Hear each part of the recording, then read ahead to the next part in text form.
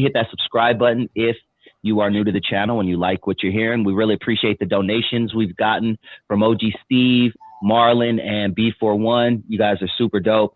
There's a couple people, Lonzo, in the comments that mentioned a couple of old stories that you told, and I would love for you to retell them again, because one of them is one of my favorite stories. It always makes me laugh at the end.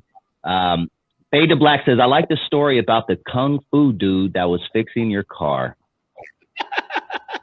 Please tell that story. I'm going to sit back. Even if you want to rush through it, tell it slow, however you want to, because there's a lot of people who don't know the story, but this shit's hilarious to me. I for that spot the other day. I thought about that situation. It was just, I was feeling myself, man. It was a wrecking crew had just was about to jump off. We had our first gig. I had a van. We had a gig in Sacramento at this place called the Vortex, and I was looking forward to it. And I put my truck in the truck in the shop. I had to get a little engine work done to it. And the homeboy promised me he had it ready in a week. And a week passed by, no truck. 2 weeks passed by, no truck. 3 weeks passed by, no truck. So I'm like, man, come on, man. This little short dude, he was an Asian dude. And I figured, me and my cousin, I said, I'm gonna threaten to whoop his ass. Because I had been doing this. I'd been a bad.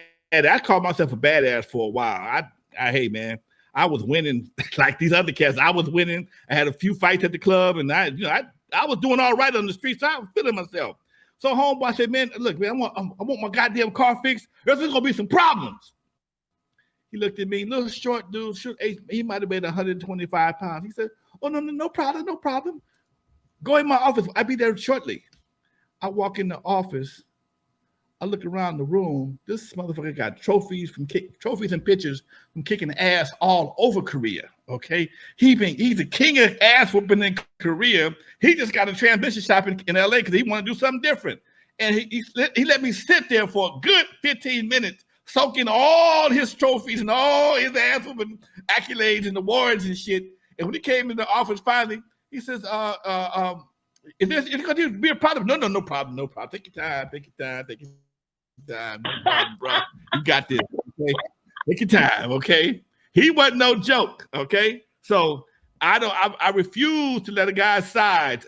No, never underestimate a guy's size when it comes to getting your ass whooped, because he tore my ass up. That's a true story. I'm crying over here, dude.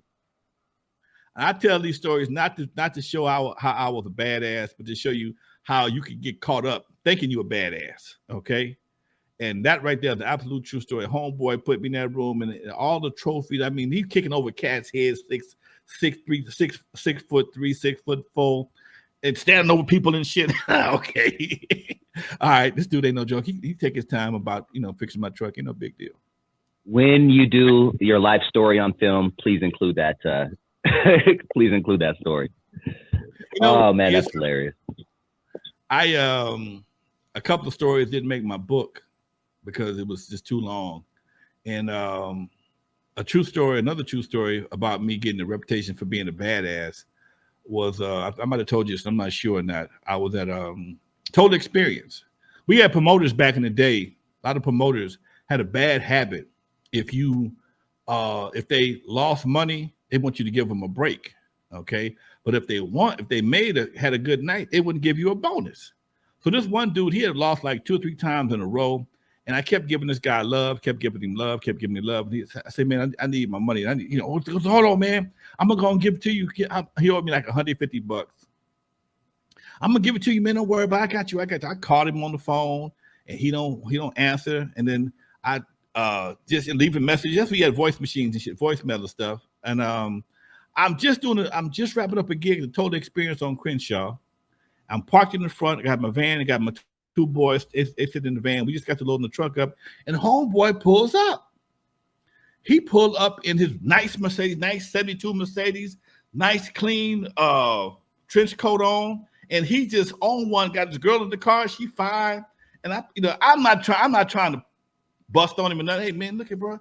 Where can I come out and get that little change? At 150. Oh man, why you gonna jam me up tonight? I didn't jam you up. You ain't answered the phone. I got you here. Tell me when I can come by. I ain't jamming him up for that night. Tell me when I can come by and get it. Man, fuck you. I ain't giving you shit. My feelings got hurt. I'm like, what? And he started flossing in front of his girl. Oh, hell no. So I walked right on this girl's car, side of the car, leaned on the car, and I was just getting over a cold too. I reached back in my throat, spit right past her, hit him dead in his face with a big ass yellow loogie. Bye. Nah, it's on. Nigga, let's fight. Let's do this, okay? Now, as I back up off his car to go get in position, because we finna fight, my shoe come off, okay? I step on a rock, and I kind of go down a little bit, and I'm way out of pocket. I ain't got no defense mechanism whatsoever. And I'm waiting for him to come and rush my ass, and a few seconds pass by. He don't rush me. I look up. He holding his head.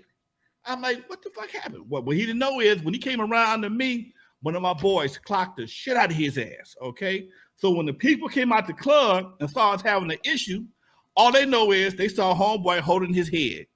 And from that point on, Lonzo knocked out so-and-so, okay? Now, what I didn't know is homeboy supposed to know karate. Everybody everybody thought he knew karate, and because Lonzo knocked the shit out of him, Lonzo got credited for whooping his ass, but Lonzo ain't touched the motherfucker yet. Damn. True story. Damn, and you could have got your ass whooped because he knows karate. I was too stupid I ain't checked this guy's resume. I don't know nothing about him. All I know is he owed me some money, and I spit, and he had to whoop my ass. And I just spit past this girl to get him. You gotta whoop my ass. Damn. I'm asking for an ass whooping in the worst way, but at that point in time, I didn't care. Emotions got the best of my common sense, and I did something that was really stupid. And if somebody did that to me, I'd be ready to whoop his ass too. Okay, you spit past my girl. I mean, right past her. She might have got a little residual. And you know she got a little. That's what I was gonna say. She got some residual. You got a little bit, okay? And he hit him right in his face. I mean, it was nasty too. And I said, "Yeah, nigga, come on, let's do this, boy." You. That's one of the times you have to respond. This the piss standing up.